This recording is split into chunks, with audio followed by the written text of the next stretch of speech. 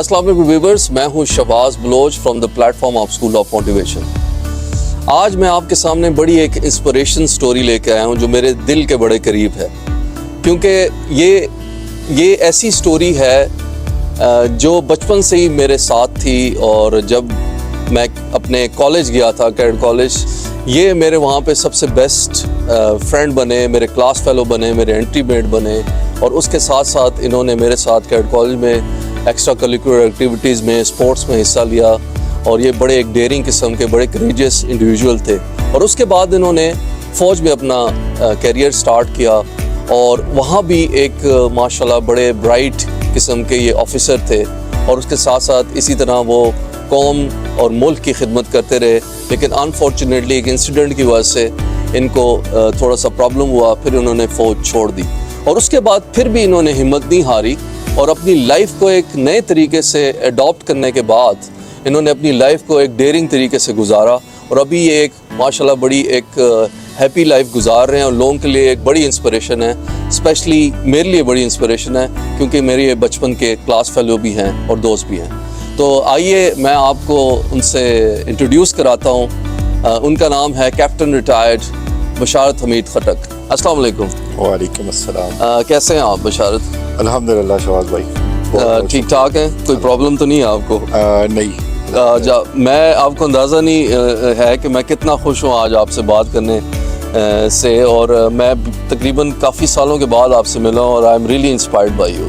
Thank you very much. अच्छा, सबसे पहले मैं आपसे पहला मेरा क्वेश्चन है कि आपने कैडेट कॉलेज में कब दाखिला लिया और वहाँ पे कैसे आपको एंट्री, कैसे इंस्पिरेशन मिली कि आपने कैडेट कॉलेज ही जाना है, किसी और इंस्टीट्यूशन में क्यों नहीं? देखिए, कैडेट कॉलेज में तो हम साथ ही थे।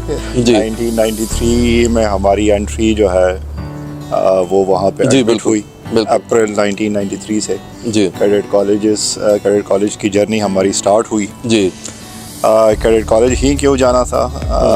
अगर 90s की बात करें, अर्ली 90s की, तो मेरा ख्याल है कि कैडेट कॉलेज को हार्ट जो है उस वक्त टॉप क्लास से बेस्ट इंस्टीट्यूशंस में शुमार होता था उसका। जी बिल्कुल ऐसी। और ज़ाहिरी बात है हर बच्चे की उस वक्त ख्वाहिश यही थी कि वो अच्छे से अच्छे इंस्टीट्यूशन में दाखिला ले, वहाँ से तालीम हासिल करे। जी जी। तो यही रीज़न था, दैट वाज द रीज़न कि कैडेट कॉलेज को हार्ट जो है वो ज्वाइन किया। अच्छा बशारत, मुझे ये बताएं कि कैडेट कॉलेज की क्या ऐसी ख़ास बात थी जो आपको पसंद थी उस टाइम पे जब हम वहाँ पे जब थे, अपना रूटीन को फॉलो करते थे? तो क्या आपको अच्छी लगती थी कैडेट कॉलेज में चीज़ के वो ऐसी चीज़ है जो आजकल के जो यूथ है उनको भी हम सिखा सकते हैं और बता सकते हैं? देखिए, वो जैसे आपको पता ही है, वहाँ पे हॉस्टल में जब आप एंटर होते हैं 8th क्लास में, तो जो एज ब्रैकेट होती है 12 साल 13 साल, वो उस टाइम पे आप घर से जुदा हो जाते हैं। बिल्कुल ऐसे है। तो सबसे पहले जो मेरा ख्याल है कि जो वो इन्वायरमेंट आपके अंदर जो क्वालिटी पैदा करता है, वो अपने ऊपर जो है एतमाद, बिल्कुल कॉन्फिडेंस करता है। वेरी राइट जी। You start believing in your own self. Yes. And the second thing is that probably you start believing that you can do it. Do it. Yes, very right. Perhaps there are no limits to achieving so many things in life. So ये चीज़ें हैं क्योंकि वहाँ पे practically आप सब कुछ experience कर रहे होते हैं, आप और रूटीन देख रहे होते हैं, बेसिकली डिसिप्लिन रूटीन होती है। जी। तो वो रूटीन जो है बड़ी ज़बरदस्त किस्म की रूटीन है। अल्हम्दुलिल्लाह हम उससे गुजरे और शायद यही वजह है कि इस वक्त जो है तो जिस मकाम पे हम पहुँचे हैं जी, उसके बिहाइंड वो रूटीन, वहाँ का एनवायरनमेंट, वहाँ की जो ट्रेनिंग है, ग्रूमिंग है, जो अभी भी आपको काम आ रही है। अभी भी काम आ रही है जी। Very rightly said. अच्छा बशारत, मैं आपसे ये पूछना चाह रहा हूँ कि कैडेट कॉलेज में आपको कौन सी स्पोर्ट्स अच्छी लगती थी, सबसे ज़्यादा पसंद थी? मुझे पता तो है, लेकिन मैं इसलिए कह रहा हूँ कि ताकि ये जो नौजवान हैं आजकल के, जो PUBG वगैरह में, वीडियो गेम्स और इस तरह की नेगेटिव चीज़ों में घुसे हुए हैं, ताकि उनको एक बताया जा सके मैसेज कि स्पोर्ट्स कितनी इंपॉर्टेंट है इंसान की फ़िज़िकल और मेंटल हेल्थ के लिए। देखिए शहबाज भाई, आपको पता ही है कि कॉलेज में मैं बास्केटबॉल टीम का मेंबर था जी। लेकिन बास्केटबॉल पहली मर्तबा मैंने शायद कैडेट कॉलेज कोहाट में ही देखी थी। अच्छा, राइट। 8th में जब ज्वाइन किया तो being a usual Pakistani cricket जो है वो बड़ी फेवरेट गेम थी, बड़ी फेवरेट स्पोर्ट्स थी। ऐसी है, सही कहा। लेकिन चूँकि थोड़ा सा कद काट वगैरह ज़रा अच्छा था जी, तो हमारे सीनियर्स ने पहले स्पोर्ट्स का, मुझे याद है जो पहला स्पोर्ट्स का सेशन हुआ तो हमारे सीनियर्स ने कहा कि भाई इस बंदे का कद ज़रा लंबा है तो इसको बास्केटबॉल में भेजो। बिल्कुल। In that first session let me tell you कि मैं सिर्फ साइड लाइन पे खड़ा ही रहा देखता रहा कि ये बॉल इधर से उधर जा रही है। लेकिन परहैप्स मैंने शायद एक ही मरतबा उस पूरे सेशन में, 1 घंटे का जो स्पोर्ट्स का सेशन होता है, एक मरतबा ही टच किया। But later on you know, अच्छा उस पहले सेशन में सीनियर्स तो ज़ाहिर बात है भाईजानों की तरह होते हैं, लेकिन एक हमारे भाईजान थे, उनका वो कमेंट जो है मुझे याद है कि उन्होंने कहा कि जी कल से इसको मत लेकर आए। अच्छा। तो I think I took it to my heart, that comment as a challenge, you took it as a challenge। तो फिर आपको पता ही है कि 9th क्लास में अल्हम्दुलिल्लाह कॉलेज टीम में आप चले गए और मैं भी आपके साथ ज्वाइन किया। भी फिर ज्वाइन किया, फिर हमारे कंपटीशन भी होते थे जी। हम जो है तो जो हमारे ट्रेनर थे स्पेशली अमीर अब्दुल्ला उस्ताद जी, अल्लाह उनको जन्नत नसीब करे। जन्नत नसीब करे, बिल्कुल जी। ही वाज क्वाइट फिट और मेरा ख्याल है कि वो उन्होंने भी हमारी पर्सनालिटी ग्रूमिंग में अच्छा खासा किरदार अदा किया। बिल्कुल बिल्कुल। अच्छा, ये बड़ा आपने अच्छा हाईलाइट किया कि उन्होंने हमारी फिजिकल ट्रेनिंग भी की और हमारी ग्रूमिंग भी की जी, और हमें मेंटली तौर पे भी बड़ा टफ बनाया। तो this was the very important point जो आपने हाईलाइट किया। अच्छा, मुझे कोई छोटा कोई इंसिडेंट, कोई मैच याद कराएं जो आपका यादगार हो, जो मेरा और आपके दरमियान हुआ हो। देखिए सेमीफाइनल अगर मैं आपको याद कराऊं, आपकी बात बिल्कुल सही है। आप मुझे वो अगर आप हाईलाइट करेंगे तो मुझे एग्जैक्टली याद है आप जिस मैच का वो कर रहे हैं जी। परहैप्स हमारी सॉरी नाज़रीन, मैं आपको बताना चाहूँगा कि we were in the semifinal और माशाल्लाह Bisharat was leading his team, I was leading my basketball team, और माशाल्लाह इनकी टीम बहुत अच्छी टीम थी जो टूर्नामेंट की नंबर 1 टीम उसको कहते थे। हमारी टीम नंबर 6 पे थी, लेकिन वो मैच एक यादगार मैच है जिसको अभी बशारत खुद ही बताएं जी। That was an upset for us, let we come straight to it जी। लेकिन वो कैसा क्या लेसन लर्न था उसमें? देखिए लेसन लर्न तो इसमें से क्या हम यूथ को मैसेज दे सकते हैं कि अगर आप फेलियर भी हो, अपसेट हो जाए, ओवर एस्टिमेट नहीं करना अपने आप को। परहैप्स हमने आपको बहुत लाइट ले लिया था जी। जैसे आपने कहा we were the favourite of that tournament. Yes, you were the favourite. There was no doubt in it, no doubt. Yes but still I still remember कि जब हम फेस कर रहे थे we were only looking for the match against that one house, Rustam house. Yes, ठीक है।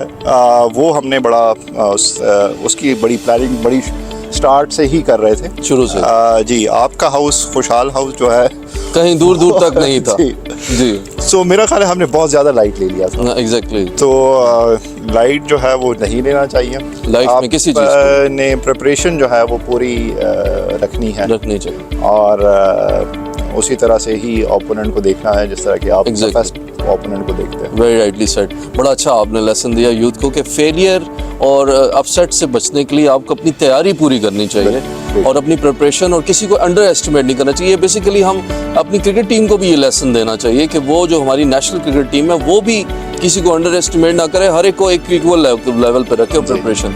अच्छा, cadet college के बाद आपने क्या अपना कैरियर परसू किया? आप आर्मी में गए। Why army? Why not air force? Why not navy? देखिए आर्मी जो है वो उस वक्त जो हमारी अगर मैं उस टाइम पीरियड के हिसाब से 98 में हम वहाँ से ग्रेजुएट कर रहे थे, तो मेरा ख्याल है कि आर्मी जो है वो बड़ी अच्छी जी चॉइस थी तो उसके लिए, और वो उस टाइम पे बड़ा बंदा मोटिवेटेड सा होता है। और तो दूसरा ये भी था, एक जहन में जो था, वालिद साहब अक्सर जिक्र करते थे कि हमारे रिश्तेदारों में हमारे नियर जो एरियाज़ हैं, गांव कहले जी, गांव में तो खैर एक थे लेकिन तो ज़्यादा नहीं थे, तो इसलिए हमने कहा कि यहाँ जाना चाहिए, रिप्रेजेंटेशन होनी चाहिए। तो आर्मी ज्वाइन कर ली। अच्छा, वेरी नाइस। अच्छा, इसमें मैं एक और क्वेश्चन आपसे करना चाहूँगा। जो कैट कॉलेज के जो टीचर्स थे, जी। उन्होंने कितना किरदार अदा किया आपकी ट्रेनिंग, आपकी ग्रूमिंग में, फौज में जाने में स्पेशली? देखिए, टीचर्स का वहाँ पे तो जो कैडेट कॉलेज में होता है वो डिसिप्लिन जो है वो सिखाते हैं आपको। जी, ठीक जी। है। और मेरा ख्याल है आजकल जो है वो डिसिप्लिन, अगर आप रहें डिसिप्लिन, जो हम लैक देख रहे हैं आजकल की, आप डिसिप्लिन रहने का जो है तो बहुत ज़्यादा वो आपको सक्सेस की तरफ लेके जाने वाली शायद वाहिद Exactly. इम्पोर्टेंट चीज़ है वो आजकल। You need to be very self discipline, very self discipline these days। तो वो चीज़ थी। और Teachers ने। जी, और बाकी वो जो एक मेरा ख्याल है जो चाहते थे हमें इनकलकेट करना, वो ये कि सारी दुनिया को हम ऑब्जर्व करें अच्छे तरीके से। तो ये मैं समझता हूँ कि ग्रूमिंग का सिस्टम का एक और बड़ा- टीचर्स को ये क्रेडिट जाता है कि उन्होंने हमें इतना ग्रूम किया, हमें तैयार किया आने वाले दिनों के लिए, जी। जिसकी वजह से आप फौज में चले गए। जी। अच्छा, फौज में जाने के बाद आपने कैसे, मतलब ये क्या इंसिडेंट हुआ और क्या बेसिकली उसके बाद आपको कैसा, how do you cope up with your this differently able, if you don't mind, अगर आप इस पे थोड़ा सा जी। एक हाईलाइट करें ताकि जो यूथ है उसको एक मोटिवेशन मिले कि इस तरह के इंसिडेंट्स के बाद भी बंदे अपनी लाइफ में बाउंस बैक कर सकते हैं। जी, फ़ौज में ये इंसिडेंट जो है सियाचिन में पेश आया मेरे साथ। ठीक है, वहाँ हुआ क्या था पे, बेसिकली कि आपका? हम जी अपनी जो कमांड पोस्ट होती है जी, ये कंपनी हेडक्वार्टर से थोड़ा सा ऊपर का ठीक है। लेवल होता है, वहाँ से जा रहे थे अपनी जो हमारी ऑब्जर्वेशन पोस्ट होती है, जो Right. कि आप जो समझ लें कि जो आखिरी लाइन है जी, लास्ट सियाचिन में। बॉर्डर तो नहीं कहूँगा मैं उसमें, क्योंकि वो बॉर्डर तो है नहीं। ठीक है। तो वहाँ पे मूव के दौरान एक जगह ऐसी आई कि अच्छा। हम सॉर्ट ऑफ ब्लॉक हो गए, स्टक हो गया। जी। रीज़न वाज स्नोफॉल हुई थी Right. 24 आवर्स पहले, शायद 24 to 48 आवर्स। और वहाँ पे गालिबन SOP ये होती है कि आप मूव नहीं करते स्नोफॉल के तकरीबन कोई शायद 72 घंटे, अब एग्जैक्टली मुझे याद नहीं है।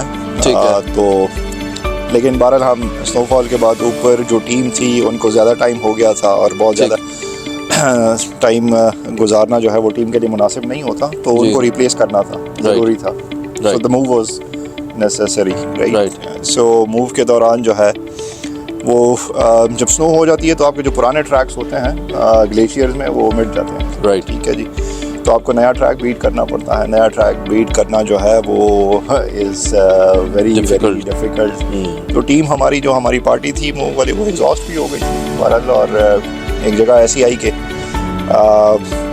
ब्लॉकेज था, बिल्कुल आगे नहीं मूव कर पा रहे थे। तो वहाँ पे कोशिश के दौरान, मतलब ज़ाहिरी बात है आपको अंदाज़ा थोड़ा बहुत होगा कि पहाड़ वगैरह, पहाड़ तो नहीं कहना चाहिए, ग्लेशियर्स ही हैं, लेकिन जब आप ग्लेशियर्स पे जाते हैं तो वो आपको क्लाइंबिंग वगैरह और रस्सी का इस्तेमाल और ये सब कुछ करना पड़ता है। ठीक है।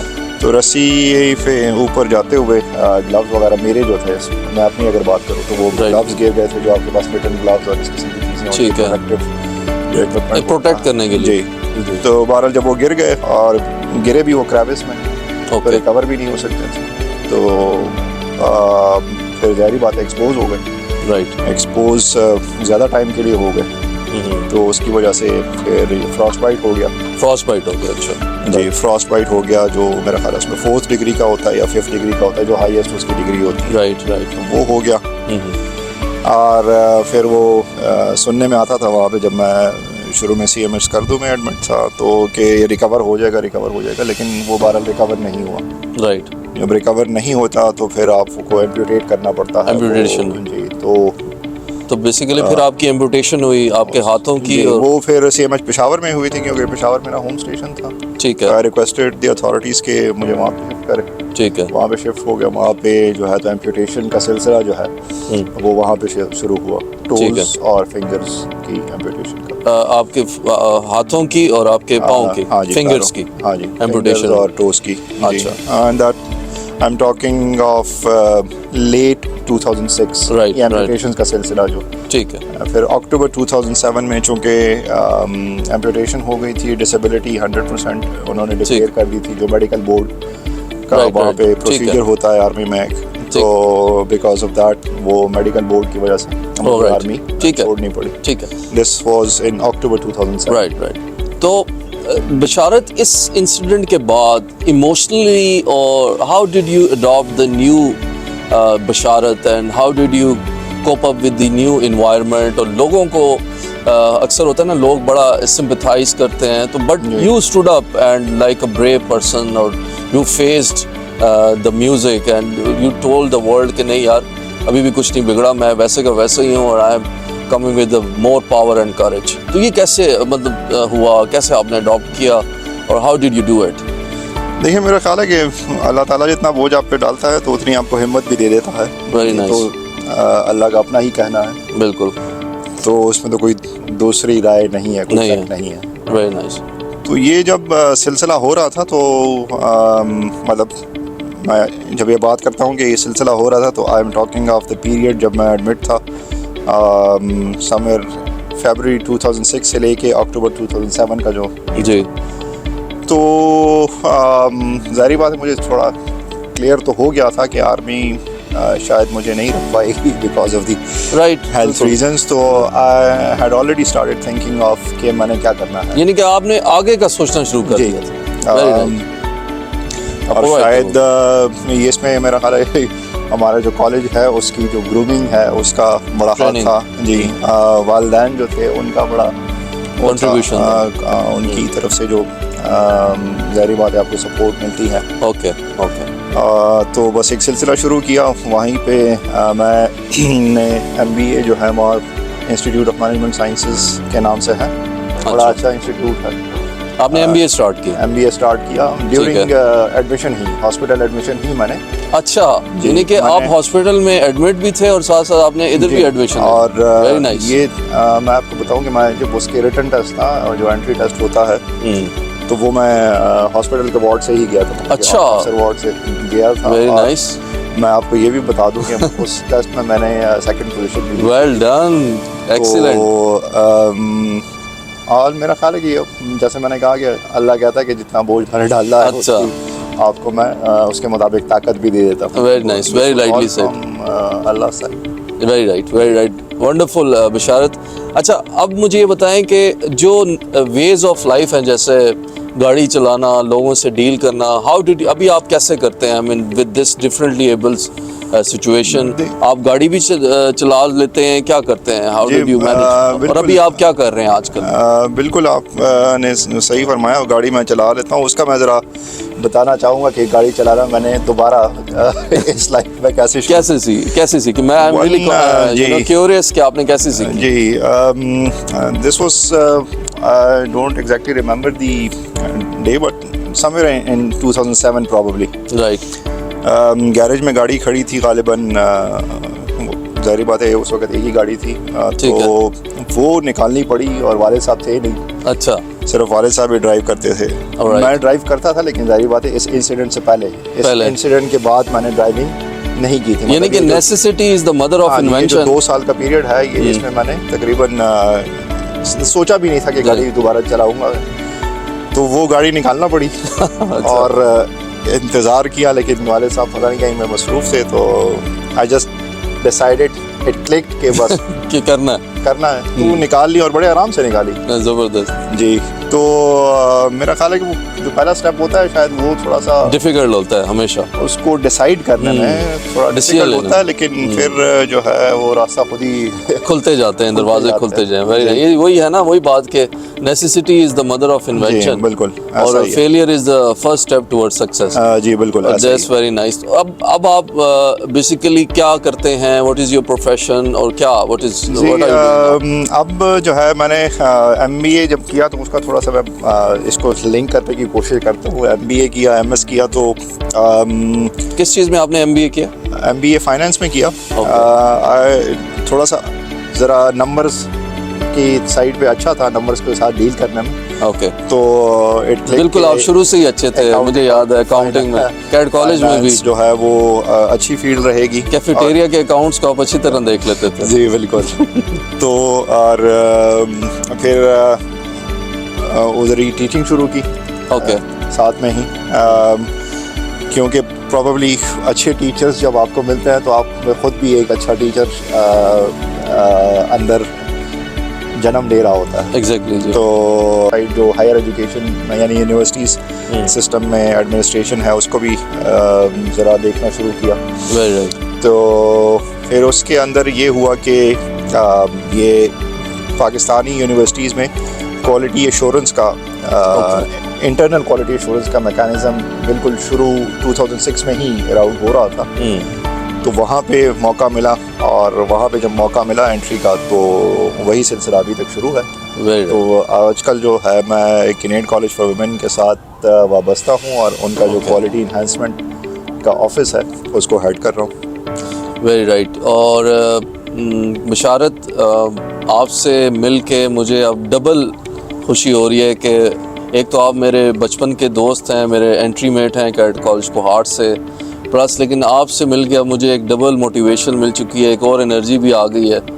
मैं खुद भी एक मोटिवेशन स्पीकर हूँ, लेकिन मैं आप जैसे लोगों से एनर्जी ले लेता हूँ। आप कसरत नफ्सी से काम ऐसे ही है, लेकिन ये है कि Shawaz is also a motivation for like all of our entry mates. We are probably 100. Yes. जब हम कैरियर कॉलेज कोहार्ट में जाते हैं तो तकरीबन 100-105 के करीब जाते हैं, और वहाँ पे एक बॉन्ड क्रिएट हो जाता है इन 100-105 बच्चों के अंदर। 5 साल जो गुजारते हैं साथ। जी। तो उन सारों के लिए शवाज़ जो है वो मोटिवेशन है फ़िलहाल। तो ये हमारे लिए ज़्यादा मोटिवेशन है बजाय इसके कि नहीं, आप भी कसरत नफ्सी से काम ले रहे हैं, और thank you so much Basharat. Please अगर आप कोई एक छोटा सा मैसेज देना चाहेंगे, जो ये ग्रुप है 8th क्लास से 2nd ईयर तक के बच्चों का, जो आजकल डिफरेंट खराफात में पड़े हुए हैं, डिफरेंट ड्रग्स में पड़े हुए हैं, डिफरेंट ये जो गेम्स हैं इसमें पड़े हुए हैं, और अपने आप को तबाह कर रहे हैं और अपने फ्यूचर को तबाह कर रहे हैं। तो बेसिकली आप थोड़ा सा कोई मोटिवेशन बात उनसे करना चाहेंगे, एक मैसेज देना चाहेंगे, उनको प्लीज़ दें ताकि वो एक राइट ट्रैक पे आएँ। जी जी हाँ, बिल्कुल। देखिए, अच्छी बातें तो बहुत सी है, और बहुत कुछ इस सिलसिले में कहा जा सकता है। आप I don't know how to sum it up, but what I would छोटी सी बात है प्रोबेबली से कि देखें, अपने पेरेंट्स को हमेशा जो है ना वो अपने मुकद्दम रखना है, रिस्पेक्ट देनी है। उनकी रिस्पेक्ट आपके जहन में और आपके दिल में होगी तो कभी भी आप ऐसा काम शायद नहीं करेंगे जिसकी वजह से आपको और आपके पेरेंट्स को और आपके साथ जुड़े हुए और लोगों को परेशानी हो। तो मैं फिलहाल तो मेरी जहन में जो है तो यही नहीं, एक्सीलेंट, बड़ा अच्छा आपने बात की। a clear image of what your parents expect from you, so that should serve basically as a guide map for you. That's very rightly said. Wonderful. Thank you so much Basharat for coming on the show. School of Motivation को time देने का, मुझे time देने का। Thank you. I'm really thankful कि आप आए all the way और आपने यहाँ पे मुझे जो है ना एक छोटा सा एक तोहफ़ा पेश किया और उसके साथ साथ हमें थोड़ा सा अपनी बातें बताई और लोगों को इंस्पिरेशन दी, एक पावरफुल मैसेज दिया। ख़वातीन व हज़रात, आपने देखा जैसे कि इस कैप्टन बशारत आए, उन्होंने पूरी एक अपनी स्टोरी सुनाई और लोगों को एक पावरफुल मैसेज दिया, स्पेशली यूथ को, कि इंसान की लाइफ में हर्डल्स अगर आएँ, कोई प्रॉब्लम्स आएँ तो उससे उनको हिम्मत नहीं हारनी चाहिए। छोटे छोटे प्रॉब्लम्स हमारी लाइफ में बड़े एक हर्डल बन के हमारे सामने खड़े हो जाते हैं और हमारा सफ़र रोक देते हैं। लेकिन अगर आपके पास कैप्टन रिटायर्ड बशारत जैसी विल पावर हो, डिटर्मिनेशन हो, तो ये हर्डल भी छोटी सी एक जिसे कहते हैं ना मज़ाहमत करेंगे लेकिन आप इसको पार कर जाएंगे। व्यूवर्स, आपको ये आई होप स्टोरी अच्छी लगी होगी। ये एक बड़ी इंस्पिरेशन स्टोरी थी from the platform of school of motivation. इंशाल्लाह आगे भी आपको इस तरह की इंस्पिरेशन स्टोरीज़ मैं लेके आऊँगा। Thank you very much. आप कमेंट करें, लाइक करें, फिर आपसे मुलाकात होती है। अल्लाह हाफ़िज़।